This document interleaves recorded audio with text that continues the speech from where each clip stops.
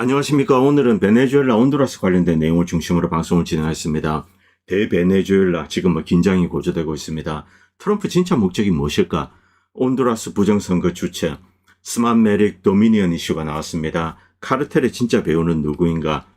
자, 그리고 일본 관련된 이야기도 좀 드리겠습니다. 일본은 이 모가미 클래스 프리기담을 이제 꾸준히 만들고 있습니다.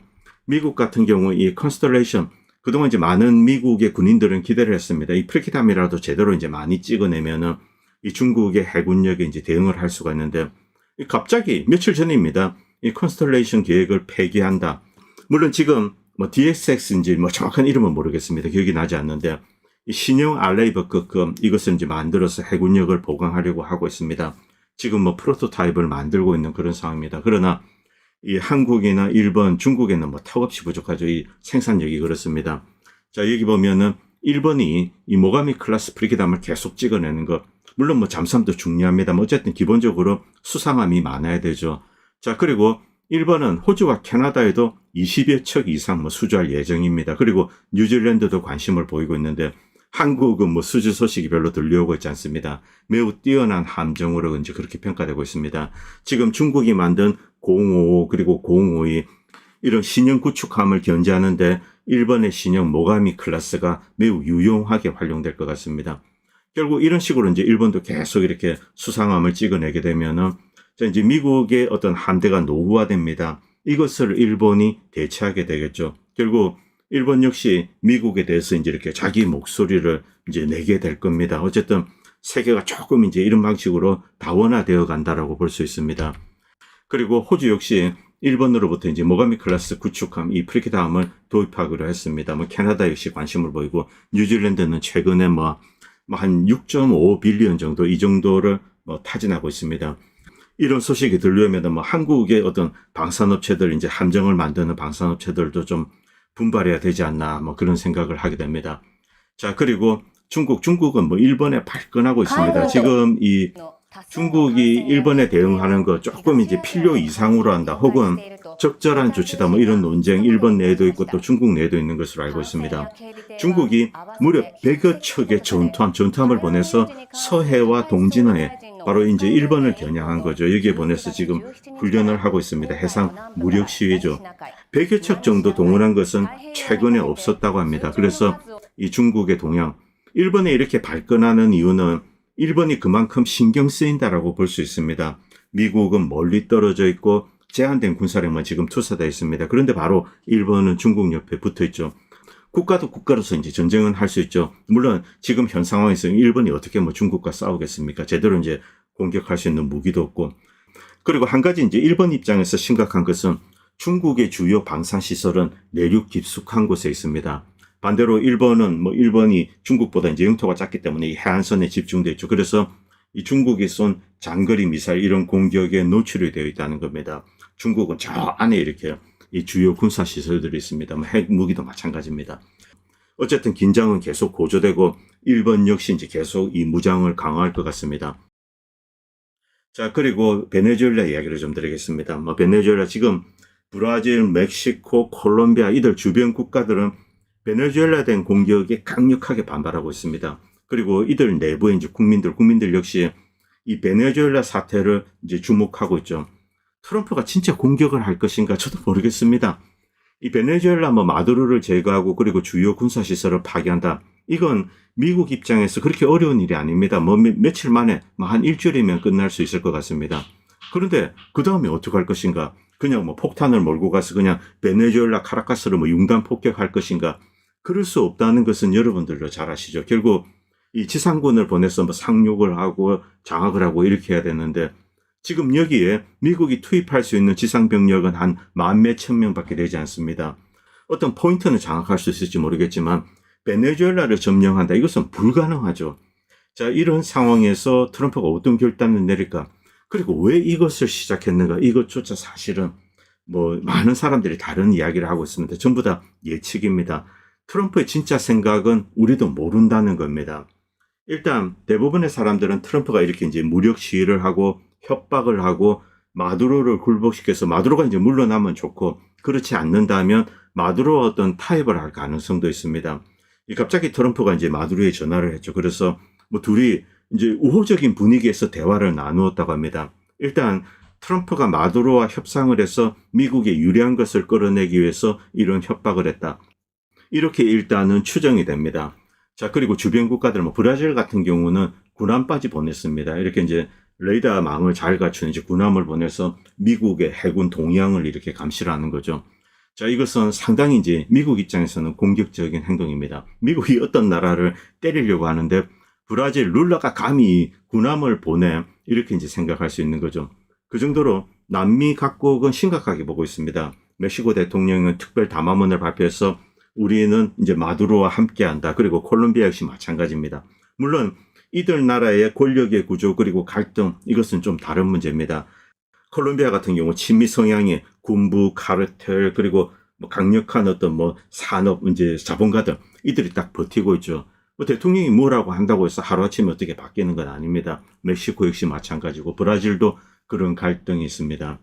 만약에 이제 미국이 마두로를 참수한다.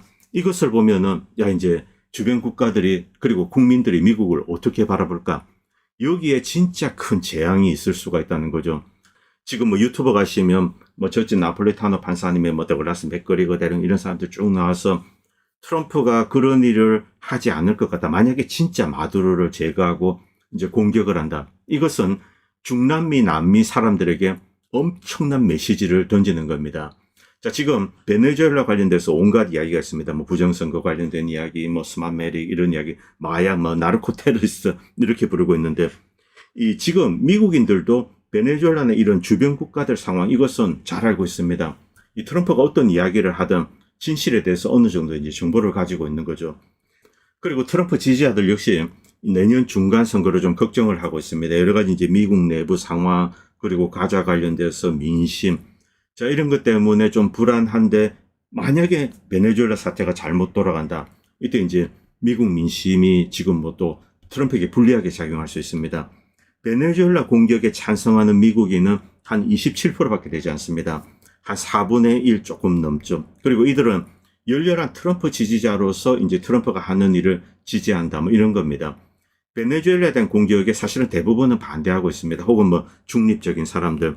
기본적으로 베네수엘라는 미국의 어떤 위협이 되지 않기 때문에 그렇습니다. 오히려 베네수엘라 석유가 고립이 되면서 미국은 그동안 이제 좀 고유가의 혜택을 누렸습니다.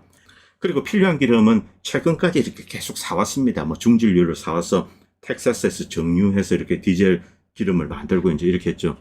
자, 그래서 이 만약에 이제 진짜 때리게 되면은 그 후폭풍, 이 중남미와 남미는 기본적으로 이 대부분의 이 주민들 뭐 거의 뭐 한 60, 70%는 반미적인 정서를 기본적으로 장착하고 있습니다.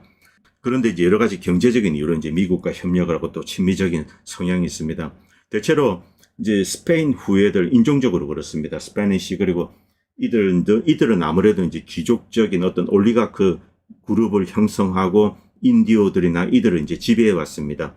아무래도 이들은 이제 친미적인 성향을 띠고 그리고 군부, 마약 카르텔 이런 조직 역시 이제 친미적인 성향을 띠고 있습니다. 여기에 사실 미국에 심각한 문제가 있는데 뒤에서 다시 말씀드리겠습니다. 자, 이런 상황에서 뭐 스마메릭까지 이야기 나왔습니다. 스마메릭 이것은 뭐 여러분들 다 아시는 내용입니다. 자, 이 부시 정권이 이제 CIA 시켜서 차베스를 지원하기 위해서 이 스마메릭 이것을 이제 도와줍니다. 그리고 이 베네수엘라 내에서 스마메릭 장비를 만들고 차베스를 이렇게 밀죠. 그 다음에 관계가 이제 어그러지겠죠. 당연히 이렇게 미국은 베네수엘라를 석유 시장에서 퇴출시켜 버렸습니다. 그런데 이 시기는 이유가 있었습니다. 그 이전 십몇 년 동안 저유가가 계속 유지되었죠. 18불, 20불 이렇게 됐습니다. 그런데 미국이 본격적으로 기름값을 끌어올릴 필요가 있죠. 그리고 셰일가스에 대한 기본적인 디오리가 나왔습니다. 어떻게 채굴 할 것인가. 그래서 여기에 대한 실험 그리고 이제 투자금이 필요합니다. 기름값을 끌어올릴 필요가 있죠. 20불 되면 셰일가스는 채산성이 없습니다. 그래서 뭐 40불, 60불 결국 2007년, 2008년 뭐 이때 거의 뭐 100불까지 갔습니다. 2009년인가요. 이런 식으로 20불대 기름은 한 8년 동안 빠르게 끌어올린 겁니다. 이 베네수엘라가 퇴출된 뭐 공이 크죠. 물론 베네수엘라가 퇴출되면서 이제 많은 돈을 투자했던 100억 불 이상을 투자했던 엑슨모빌은 당연히 이제 손해를 봤습니다. 자, 그런데 스마메릭 스만메릭의 통제권을 지금도 이제 마두로가 쥐고 있다. 이건 뭐 코미디 같은 이야기입니다. 스만메릭 도미니언. 이것은 여전히 칼라일 그룹 이들이 쥐고 있습니다. 미국의 소위 말하는 딥스테이트 세력.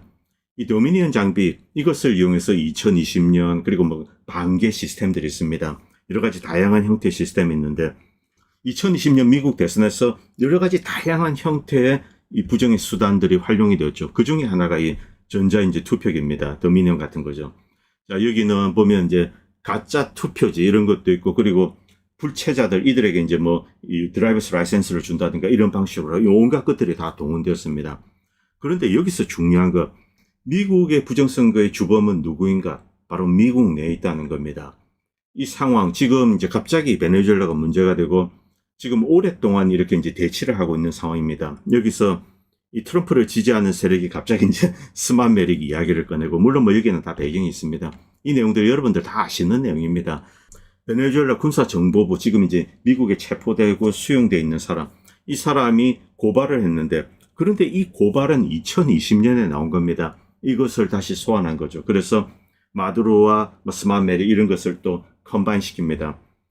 물론 이런 주장도 있습니다.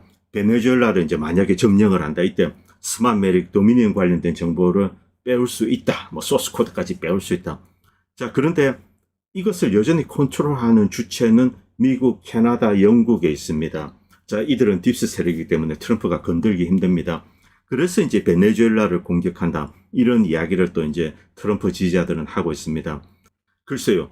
이 시도를 할 수는 있습니다. 그런데 마두로가 주변국의 부정선거를 총지휘했다. 이런 주장은 코미디 같은 이야기입니다. 자, 여기에 대해서 이제 지금 뭐 이 트럼프 지지자들 내부에서 이제 충돌이 있죠.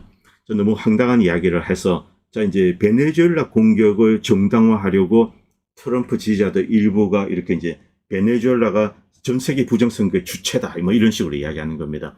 그 중에 한 명이 또 이제 패트릭이죠. 뭐 이 양반 과거에 유명했는데 소송전에서 당하고 이렇게 하다가 최근에 이제 이게 나오니까 다시 나온 겁니다. 자, 이제 시드니 파월 이런 사람들이 나왔는데 이들은 법정에서 이제 패소해서 많은 큰 데미지를 입었습니다. 이것 때문이라도 이제 여기에 집착을 하지 않을 수가 없죠. 자, 이런 상황에서 온두라스에 이제 부정선거가 발생했습니다. 제가 본 정황으로는 이것은 부정선거가 맞습니다. 자, 그런데 누가 이 온두라스 부정선거를 통제를 하고 관리했을까? 온두라스에서 쓰고 있는 시스템은 도미니언과 매우 유사한 장비입니다. 그리고 베네수엘라 역시 유사한 장비를 그대로 쓰고 있습니다. 이것은 이제 이 마두로 정권이 이제 부정선거를 하지 않는다. 이것을 미국에 입증을 하기 위해서 이 수백 명의 미국의 선거 감시단을 초청을 했습니다. 지난 선거 당시 그렇죠. 데리고 와서 서버나 주요 장비를 이렇게 이제 디지털로 모니터링하게 만들었습니다. 자, 그리고 여기에 대해서는 문제가 없지만 물론 해외 유권자 특히 미국 내에 있는 베네수엘라 사람들 이들에 대해서 이제 선거 방해 행위를 했다. 이것은 맞습니다. 이것은 광의에서 이제 부정선거는 명백하죠. 자, 이런 이야기를 하고 있는 상황입니다. 자, 이 온두라스 상황 아직까지 이제 선거 결과를 이렇게 내어놓지 못하고 있습니다. 지금 뭐 여러 가지 이야기가 있는데 이것은 다 무시해도 좋습니다. 그런데 이 온두라스에서 이 부정선거 이것은 아예 일상입니다. 여기서 가장 중요한 것은 온두라스에서 부정선거를 저지른 주체가 누구인가? 이것은 현재 온두라스를 장악하고 있는 좌파 정권이 아니라는 겁니다. 이 친미적인 우파 성향 그리고 마약 카르텔이 연루가 되어 있습니다. 이들이 2007년, 2009년, 2013년, 2017년 계속 이 도미니언 같은 장비를 이용해서 부정선거를 시도를 했습니다. 그리고 이제 어떤 경우는 선거에서 이겼고 어떤 경우에서는 실패를 했죠. 그리고 미국은 이제 과거의 독재자입니다. 이 올란도 에르난데스 이 사람을 아예 체포를 했습니다. 대통령입니다. 이 사람을 체포해서 미국 감옥에 집어넣었습니다. 무려 400톤의 코카인을 미국으로 이제 보내는데 협조를 했기 때문에 그렇습니다. 마약 카르텔과 연결된 인물이죠. 자, 여기서 남미, 중남미 관련돼서 우리가 이제 부정할 수 없는 거 사실은 이것은 뭐 엄청난 미스터리입니다. 자, 중남미, 남미에서 마약 카르텔과 연관된 집단은 앞에서 말씀드렸듯이 히스패닉, 즉 이제 스페인 후예들입니다. 이들 귀족 계급 그리고 군부 이들 이제 소위 말하는 우파 정권으로 이제 부르죠. 미국에서는 이들이 한 통속이라는 거죠. 바로 이들이 모조리 한 통속이라는 거죠. 자, 지금 뭐 멕시코, 온두라스, 콜롬비아, 뭐 이 볼리비아, 페루 다 마찬가지입니다. 마약 카르텔 그리고 이제 소위 말하는 우파 정권 이들은 말이 우파지 뭐 대한민국 사람들은 자유민주주의를 수호하고 반공산 세력이다. 아닙니다. 이들은 스페인 후에 귀족 집단, 그리고 이제 인디오들을 지배하려는 이런 이제 그리고 제국주의적인 속성이 있습니다. 바로 이들 집단입니다. 그렇기 때문에 남미에 있어서 이념 이야기를 우리가 함부로 할 수 없다는 거죠. 물론 멕시코는 좀 상황이 다릅니다. 이 멕시코는 스페인 후예라고 하더라도 이 공산주의적인 성향을 띠는 이제 그런 지식인들, 그 그룹이 많이 있습니다.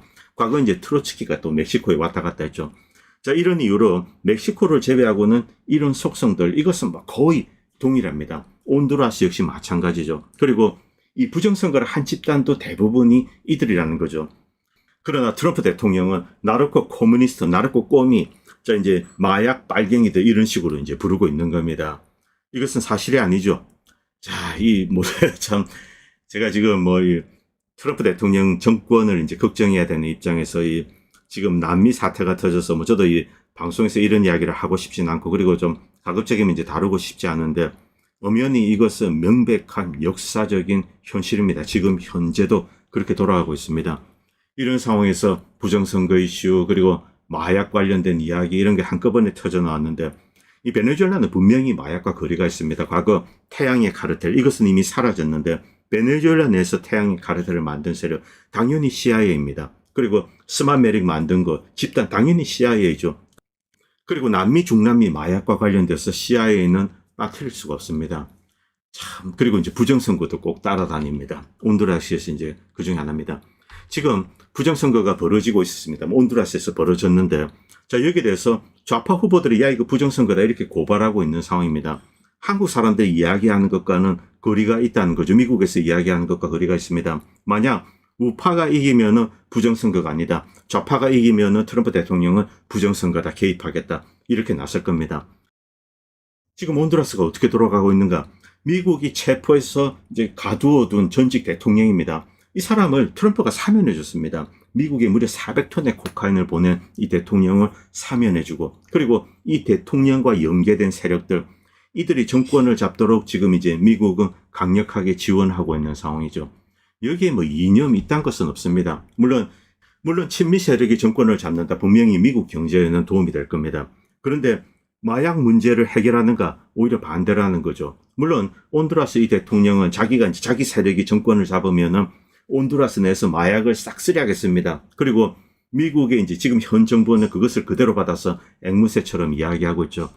이 선전전입니다. 거대한 심리전이 진행되고 있는데 이런 것을 우리가 사실은 통제를 할 수가 없습니다. 제가 지난 방송도 말씀드렸지만 미국이 만든 상품 중에 가장 뛰어난 것이 달러와 그리고 거짓말이다. 이것은 정말 저에게도 미스터리입니다. 저는 이 오바마를 극도로 이제 미워하는 사람입니다. 이 오바마가 되기 전에는 미국은 비교적 청정했습니다. 물론 옥시콘틴, 바이코딘 이런 사태도 있고 코카인, 헤로인 이런 문제는 늘 있었습니다만 일반적인 미국인들은 이것과 상당히 거리가 있죠. 그런데 오바마가 되고 나서 이 콜로라도 그리고 워싱턴주 순차적으로 이 대마초를 합법화했습니다. 처음에는 잘 몰랐습니다. 지나가다 보면은 이 대마 프리팔이 그려진 어떤 가게가 있습니다. 여기서 장사를 하고 그래서 의료용으로 대마를 피겠구나 이렇게 생각을 했습니다만 점점 더 순차적으로 헤로인, 코카인, 펜타닐 이런 것이 들어와서 미국의 특히 서부 지역 도시들을 강타했죠. 뉴욕도 마찬가지입니다. 그러면서 미국이 쑥대밭이 되었습니다. 이 리버럴 도시들 이들이 파괴되었죠.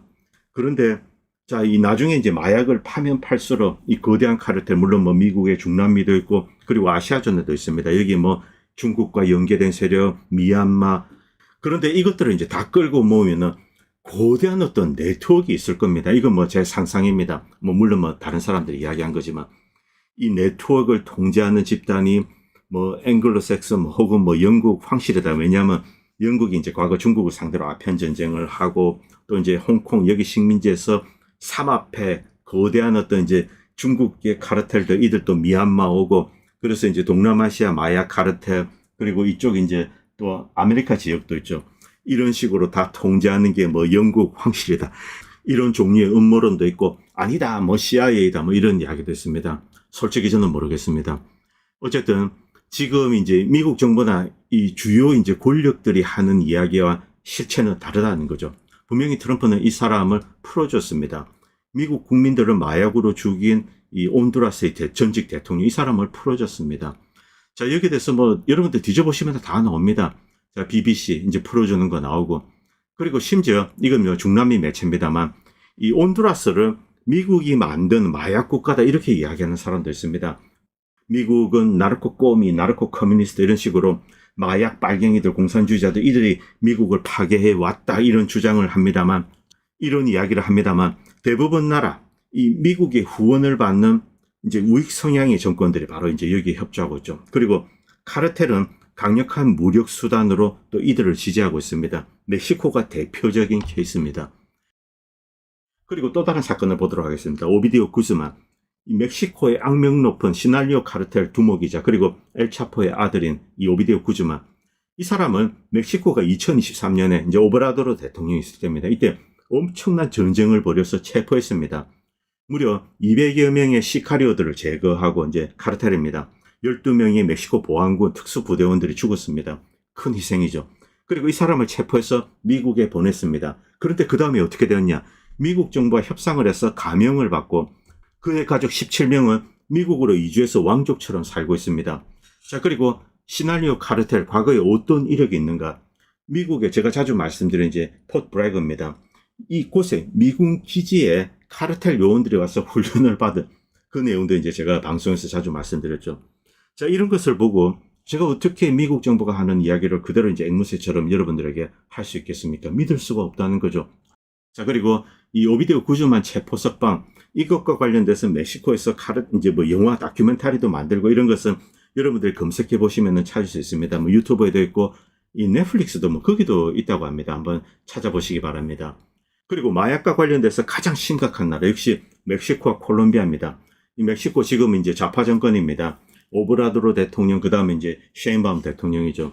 트럼프 대통령은 셰인바움 정권에 대해서도 나르코 커뮤니스트, 이제 마약 공산주의 정권에 이렇게 이제 공격을 하고 있습니다. 그런데 셰인바움 정권 출범 이후 37,000명의 범죄자를 체포했습니다. 그리고 1년 만에 살인사건이 37% 감소했습니다. 멕시코 셰인바움이 아주 열심히 이제 마약 카르텔과 싸우고 있다는 것을 알 수 있죠.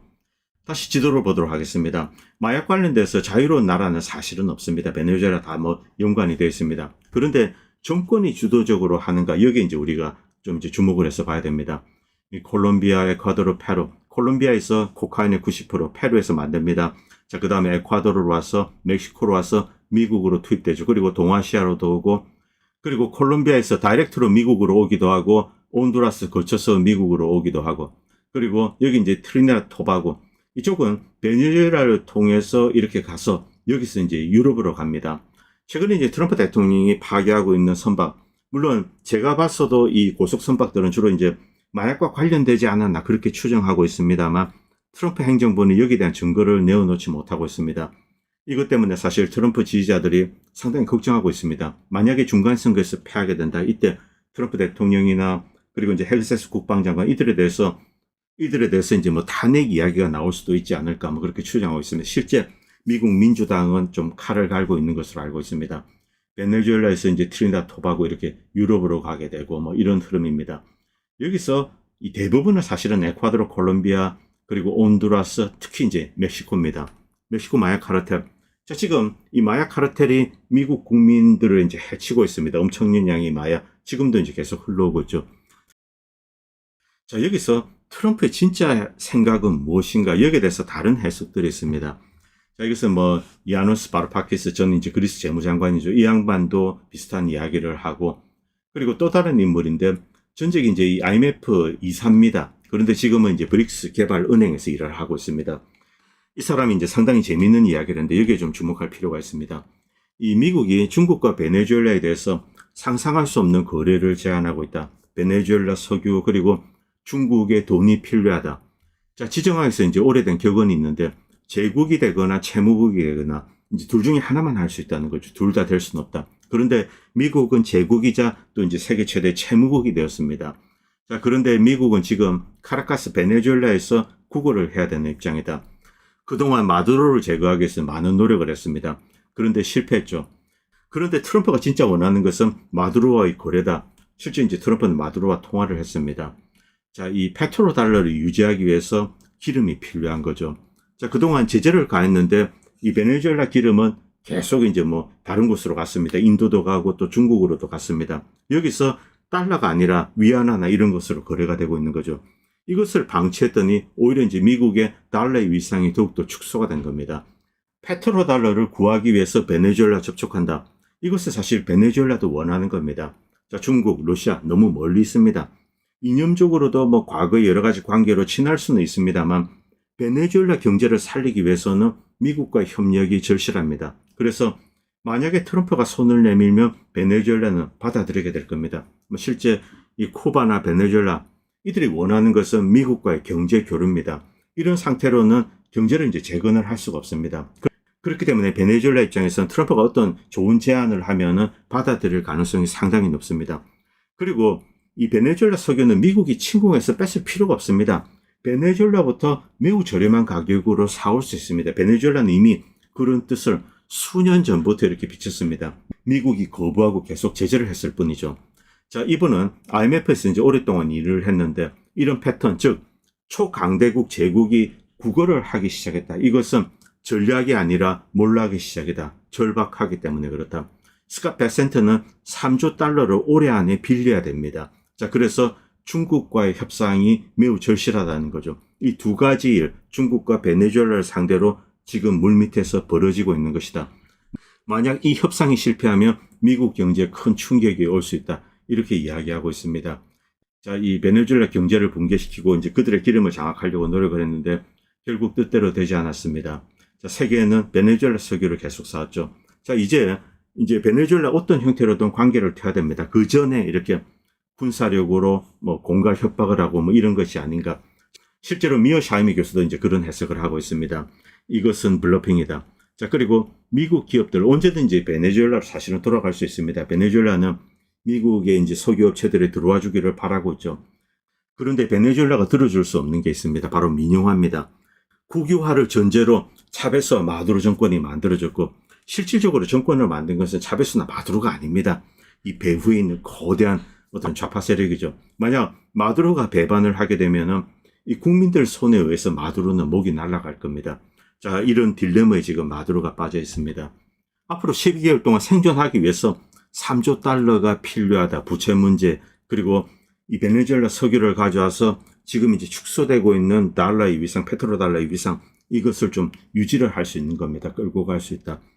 미국의 좀 비관적인 이야기를 이분은 하고 계십니다. 어쨌든 뭐 상당히 심각한 상황인데, 저는 베네수엘라 공격, 이것은 해서는 안 된다고 생각됩니다. 이건 뭐 경제적인 문제. 미국은 베네수엘라 석유를 언제든지 싸게 사올 수 있습니다. 마두로 정권이 있는 하에서도 그렇다는 거죠. 그리고 공격을 했을 때 얻게 되는 특별한 실익, 이것도 없습니다. 만약 정권을 전복한다. 새롭게 만들어진 정권을 유지하기 위해서 미국은 엄청난 실탄을 퍼부어야 됩니다. 그냥 권력 구조는 남미에 맡겨버리는 거죠. 그 다음에 유리한 협상을 하면 됩니다. 그런데 미국은 이런 상식적인 방법을 쓰지 않고 자, 이제 뭐 쿠데타 이런 거 정권을 전복하고 도미니언 장비를 이용하고 선거에 개입하고 이것을 계속 해온 거죠. 이 남미에 있었던 부정선거 거의 대부분은 친미 세력들이 저지른 겁니다. 볼리비아 말할 것도 없습니다. 볼리비아 부정선거 모랄레스가 범인이 아닙니다. 반대편 야당 세력이 범인이죠. 자, 한국의 AF 여기서 이제 장비를 사오려고 했는데 모랄레스는 반대했습니다. 그래서 도입이 실패했습니다. 그러자 선거 당시 이 노동자들이 토요일, 일요일 이때 이제 투표하는 거 이것을 구실로 이렇게 이제 딱 정권을 전복한 거죠. 모랄레스가 부정선거를 했다. 이때 이 미시건 대학의 미베인 교수가 볼리비아 선거를 분석했습니다. MIT 역시 마찬가지입니다. 볼리비아에서는 부정선거가 없었다. 이렇게 결론을 내렸죠. 그런데 한국에서는 모랄레스가 부정선거를 했다. 이런 주장을 하고 있습니다. 자, 여기서 다시 이제 미국 부정선거로 돌아오겠습니다. 미국이든 한국 부정선거든 이 부정선거는 반드시 해결해야 됩니다. 엄청난 과제로 남아있죠. 자, 그런데 이 부정선거에 대한 진실을 파헤치기 위해서 미국이 할 수 있는 일이 있습니다. 바로 아리조나와 조지아주에 여전히 보관되어 있는 선거 관련된 자료들입니다. 저는 트럼프가 이제 대통령이 되면은 아리조나에 보관되어 있는 2020년 자료들 그리고 조지아주 역시 마찬가지입니다. 다른 주는 다 파괴했지만 이 두 개 주는 여전히 보호하고 그리고 인택트한 상태로 있습니다. 물론 뭐 일부는 이제 훼손이 되었겠습니다만 이것을 뒤지면은 2020년 입증을 할 수 있습니다. 그런데 트럼프 행정부에서 아직 그런 움직임이 보이고 있지 않습니다. 지금 1년이 지났습니다. 매우 답답한 상황인데 이런 상황에서 베네수엘라 엉뚱하게 이제 베네수엘라를 물고 늘어지는 거죠. 이것은 미국 부정선거를 밝히는데 이제 도움이 되지 않습니다. 전공법으로 나가야 됩니다. 바로 이 미국의 주체들, 민주당, 그리고 리버럴 주들, 그리고 아리조나나 조지아주에 보관되어 있는 자료들, 이것만 털면 실체는 다 까발릴 수 있습니다. 그런데 트럼프 행정부가 그렇게 나서고 있지 않죠. 그런데 도미니언 장비, 스마트 메릭 다 마찬가지입니다만 미국의 대외 정책에 국무부 입장에서 이것은 도움이 됩니다. 남미나 이런 데서 부정선거, 선거 조작을 돕고 친미 정권을 만들고 미국에 유리하게 만든다. 이런데 실제로 쓰여지고 있는 거죠. 이 미국 내 딥스테이트 세력이 있고 또 트럼프 세력이 있다고 칩시다. 트럼프가 과연 이 딥스테이트 세력으로부터 독립되어 있는 존재인가? 저는 그러기를 바라고 있습니다. 그런데 이런 기대를 흔드는 일들이 이제 계속 벌어지고 있습니다. 참 안타까운 상황입니다. 오늘 방송은 여기까지 하도록 하겠습니다. 그리고 방송을 보시고 도움이 된다고 생각하시는 분들은 다양한 형태로 후원을 해주시면 보다 좋은 방송을 만드는 데 큰 도움이 될 것 같습니다. 감사합니다. 본 채널은 시청자님들의 후원으로 유지됩니다. 여러분의 도움은 작은 미디어에 큰 도움이 됩니다. 감사합니다.